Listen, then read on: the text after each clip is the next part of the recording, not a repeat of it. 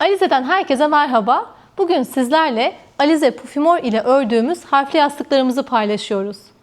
Biz bu yastıkları ailecek birlikte ördük. Özellikle çocuklar ve dedemiz örgü örmeyi bilmeden kendi yastığını örmenin mutluluğunu yaşadı.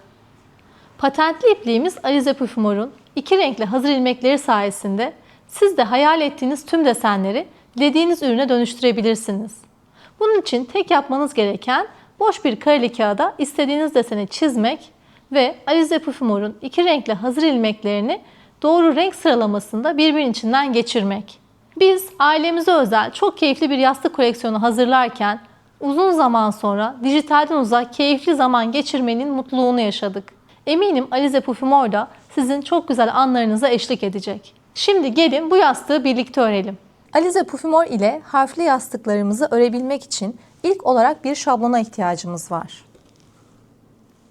Şablonlarımızı Alize Gen.tr web sitemizin Pufimor şablonlar sekmesinden indirebileceğiniz gibi boş bir kareli kağıda istediğiniz deseni oluşturarak ilerleyebilirsiniz. Bu videoda sizlerle E harfli yastığı örüyoruz. Onun için 28 kutucuk genişliğinde, 24 kutucuk yüksekliğinde bu şablonu takip ederek ilerliyoruz. 40 cm'e 40 cm ölçülerindeki E harfli yastığım için 2 yumak Alize Pufimor kullanıldı. Sizler daha büyük formlarda yastıklar örebilirsiniz. Alize Pufimor'un iki renkli hazır ilmeklerini aynı renkler aynı yöne bakacak şekilde düz bir zemine yerleştiriyorum. İlk ilmeğimi düz bir iplik elde etmek için açıyorum. Benim şablonum yatayda 28 kutucuktan oluştuğu için örgüme 28 zincir çekerek başlıyorum. İkinci ilmeğimi birinci ilmeğim içerisinden arkadan öne doğru geçirerek bir zincir oluşturdum. Üçüncü ilmeğimi ikinci ilmeğim içerisinden geçiriyorum. Dördüncü ilmeğimi üçüncü ilmeğim içerisinden geçirerek 28 zincir oluşturacak şekilde ilerliyorum.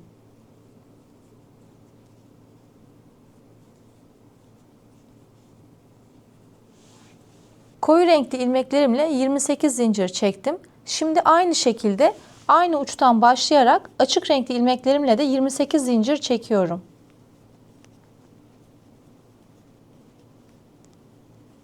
Her iki renkteki ilmeklerimle de 28 zincir çektim. Şimdi bu zincirlerin her birinde bir ilmek olacak şekilde çevresinden birer ilmek çıkartıyorum. 28. zincirim içerisindeki ilmek görünümü bu şekilde. Bir yanındaki zincirin bu kısmından iplikten gelen kahverengi ilmeğimi geçiriyorum. İplikten gelen diğer ilmeğimi alıp bir yanındaki zincirin bu kısmından geçirerek kahverengi zincirlerde kahverengi ilmekler olacak şekilde ilerliyorum. Koyu renkli 28 zincirimden 28 koyu renkli ilmek çıkardım.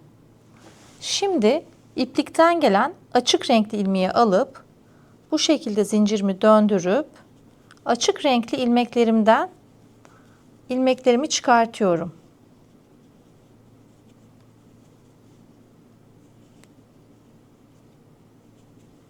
Açık renkli zincirimden açık renkli ilmeklerimi çıkardım. Şimdi yastığımı dönerek örmeye başlıyorum. İlk olarak ipliğimden gelen koyu renkli ilmeği alıp arkadan öne doğru geçiriyorum. Bu şekilde koyu renkli ilmeklerde koyu renkli ilmekler, açık renkli ilmeklerde açık renkli ilmekler olacak şekilde 4 sıra örüyorum.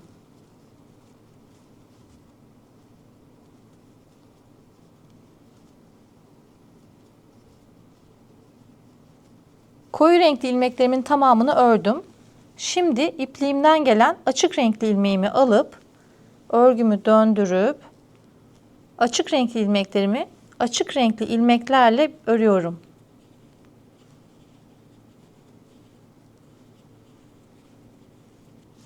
İkinci sıramı tamamladım. Şablonumda desen oluşturmaya 5. sırada başladığım için 4 sıra boyunca bu şekilde ilerliyorum. 1, 2, 3, 4. 4. sıramı tamamladım. Koyu renkli ilmeklerim benim yastığımın ön yüzeyini, açık renkli ilmekler arka yüzeyini oluşturuyor. Arka yüzeyinde bir desen oluşturmak istemediğim için arka yüzeydeki açık renkli ilmeklerin tamamını açık renkli ilmeklerle örüyorum. Ön yüzeyde desenimi uygulamaya başlıyorum. Şablonumun 5. sırasında desen oluşturmaya başlamak için renk değişimi yapmam gerekli. İlk 9 kutucuk koyu renkli olduğu için ilk 9 ilmeği koyu renkli ilmeklerimle örmeye devam ediyorum. 1 2 3 8 9 9 ilmek koyu renkli olarak ördüm. Şimdi şablonumdaki 10 ilmek açık renkli olacak. Bunun için iplikten gelen ilmeklerimde koyu renkli olanı değil, açık renkli olanını alıp aynı şekilde arkadan öne doğru geçiriyorum. 1 2 3 9 10 10 açık renkli ilmeklerle ördüm. Şablonumun 5. sırasındaki kalan ilmeklerin tamamı koyu renkli. Sıranın tamamını koyu renkli ilmeklerle tamamlıyorum. Yine renk değişimi noktasındayım. Bir önce örmüş olduğum açık renkli ilmeğin eşini değil, iplikten gelen koyu renkli ilmeği alıp örüyorum.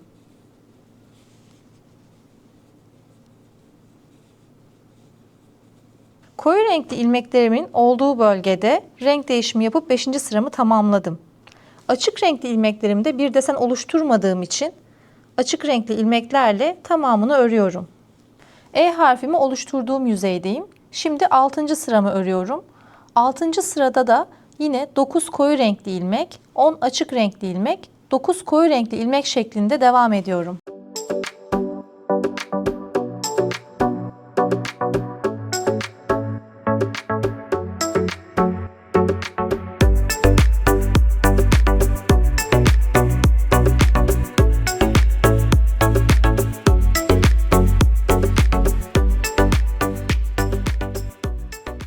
Renk değişim noktasında yine örmüş olduğum koyu renkli ilmeğin eşini değil, iplikten gelen yeni ilmeğin açık renkli olanını almaya dikkat ediyorum.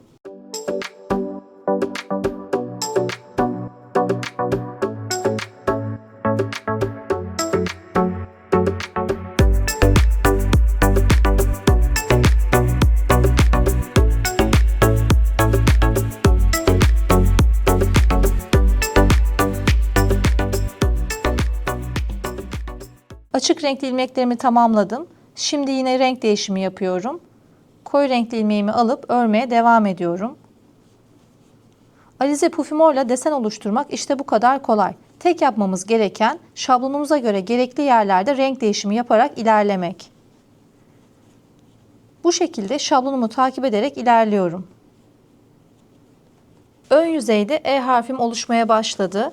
Arka yüzeyde bu şekilde desen uygulamadım. Siz isterseniz arka yüzeyde de istediğiniz bir deseni uygulayabilirsiniz. İlk yumağım bittiğinde iplikte kalan son ilmeğimi bir makas yardımıyla açıyorum. Yeni yumağımdaki ilk ilmeğimi de açarak düz bir iplik elde ediyorum. Elde ettiğim bu düz iplikleri ilmekler diğer ilmeklerin arasındaki mesafe olacak şekilde birbirine yaklaştırıp açık renkli iplikleri birbiriyle, koyu renkli iplikleri birbiriyle bağlıyorum. İpliklerimi ilmeklerin arasındaki mesafeler birbiriyle aynı olacak şekilde bağladım. Şimdi örmeye devam ediyorum.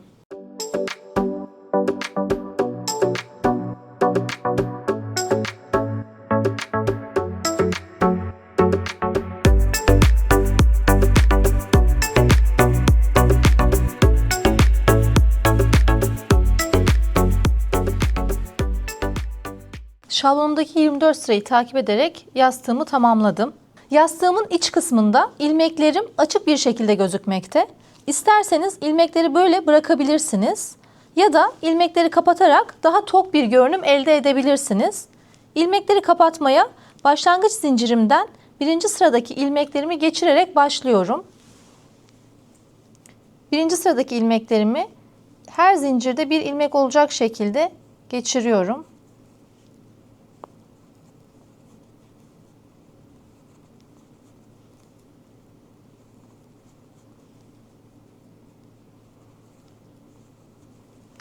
Tüm ilmeklerimi başlangıç zincirimden geçirdikten sonra en alt noktadan başlayarak dikeyde ilmekleri birbirinin içerisinden geçirerek ilerliyorum.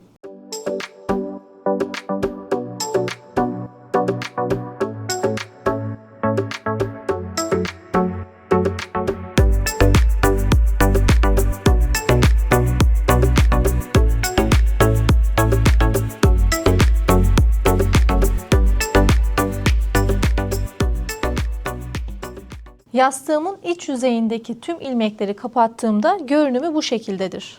Yastığımın içini doldurduktan sonra ipliğimin kaldığı yönün tam tersi uçtan başlayarak önce içteki ilmeklerimi birbiriyle çaprazlayarak kapatıyorum.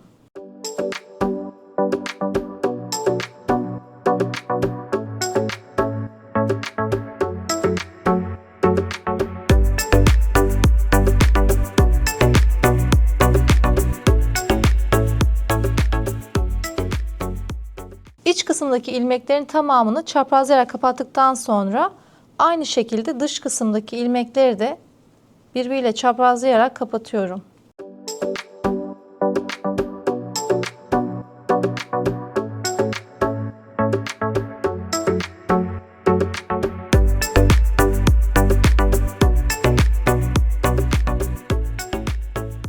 Son ilmeğim içerisinden düz ipliğimi çekip sabitliyorum ve yastığımın içine gizliyorum. Bu şekilde yastığımı tamamladım.